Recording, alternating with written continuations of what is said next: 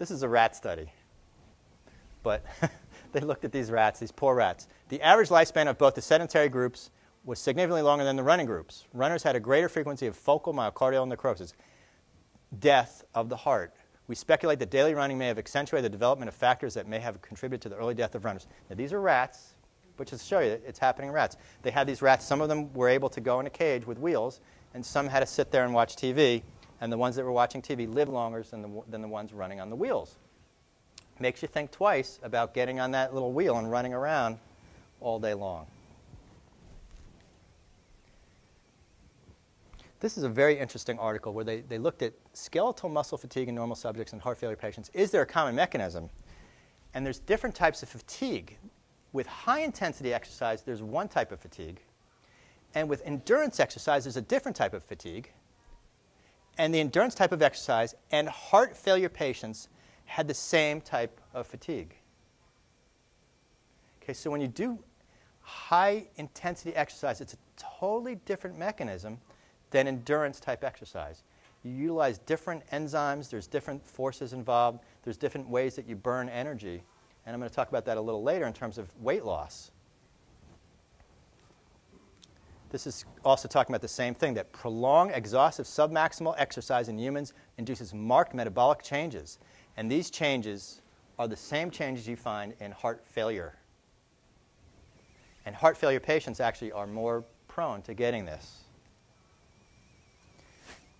This talks about autonomic imbalance in overtrained athletes. How many people have heard about runners that have these really slow pulses? Okay? Oh, my pulse is 45. That must mean I'm in really, really good shape. That may be debatable, okay? Because actually, there's different parts of your nervous system that speed your heart up and slows it down. And overtraining, and they talk about one athlete in particular who the shift towards increased heart rate variability, and particularly in the high-frequency range, together with this, it showed extensive parasympathetic modulation. In other words, this patient had over-parasympathetic tone. His heart was going very, very slow. I have seen patients in my practice that have overtrained for years and years and years, and they come in to see me, and now they're having all sorts of problems, very slow heart rates on some of these patients. And I tell them, listen, be very careful. Do not exercise anymore because you have basically burnt out your heart. Effective endurance exercise and autonomic control of heart rate. Again, they talk about how long-term endurance training significantly influences how the autonomic nervous system controls the heart. Endurance training increases parasympathetic activity and decreases sympathetic activity in the human heart at rest.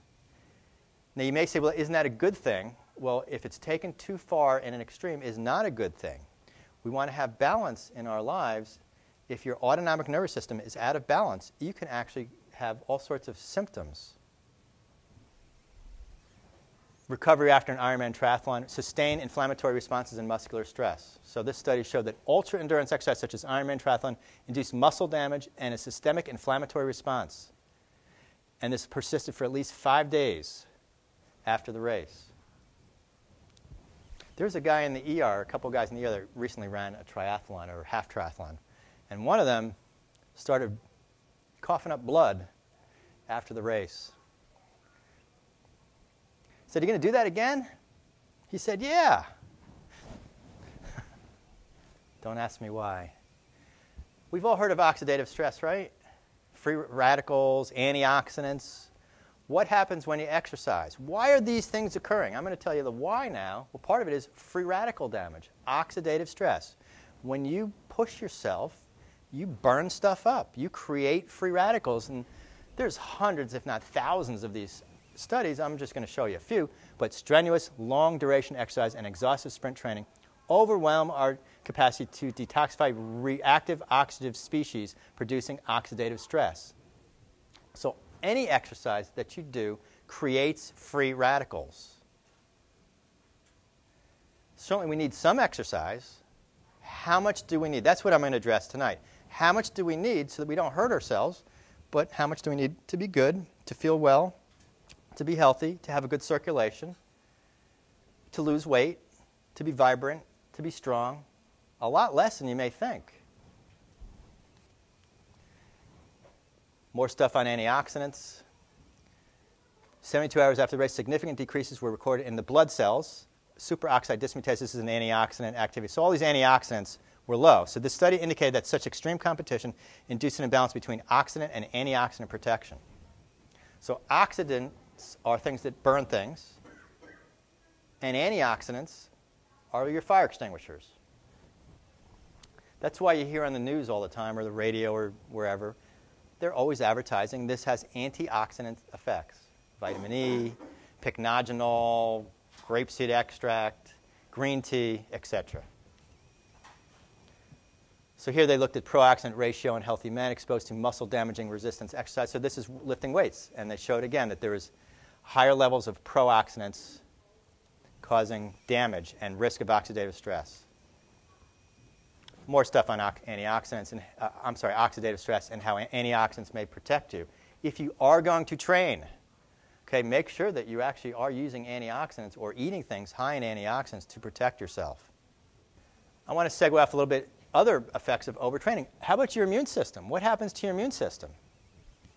Well, prolonged periods of intense training may lead to slight impairment of immune parameters such as neutrophil function, mucosal immunoglobulin levels, plasma glutamine concentration, and natural killer cell cytotoxic activity. In contrast, moderate exercise training has either no effect or may stimulate these immune parameters. How many of you have overtrained, worked out too much, worked too much, and then you got sick? You felt terrible. Okay, this actually hurts your immune system to overtrain. This is an article about histamine release. We've all heard of histamines and antihistamines. This has to do with allergies. Well, if you overtrain, you'll actually increase levels of histamine. And this reflects an inflammatory reaction. An article on blood hormones as markers of training stress and overtraining. We've all heard that, for example, cortisol. Have you heard of cortisol being bad if it's too high? Well, if you train too much, you'll actually raise your cortisol levels. So if you overtrain, you're going to end up with what's called overtraining syndrome. You'll have fatigue, you'll have subjective symptoms of stress. And the testosterone level will go down, and the cortisol level will go up. And this is used as an indication of the anabolic-catabolic balance. And I'm going to talk about anabolic and catabolic in a few minutes, because this is really important to understand why do we exercise in the first place? Why do we need to do that? And why do we need to recover?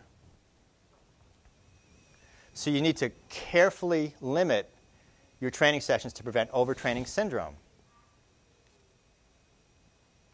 So just to summarize, effects of overtraining. It can actually cause heart damage. It increases your oxidative stress. It elevates your troponin levels. These are markers of cardiac damage. It alters left ventricular diastolic function. It has similar effects as heart failure. It reduces immune function, so you end up with more colds and other infections. It can induce histamine release. You have more allergies. It increases cortisol and decreases testosterone. This will actually cause loss of muscle and increase in fat. Go back and look at those marathoners. Did they have any muscle on their body? They're very skinny. They don't look necessarily healthy.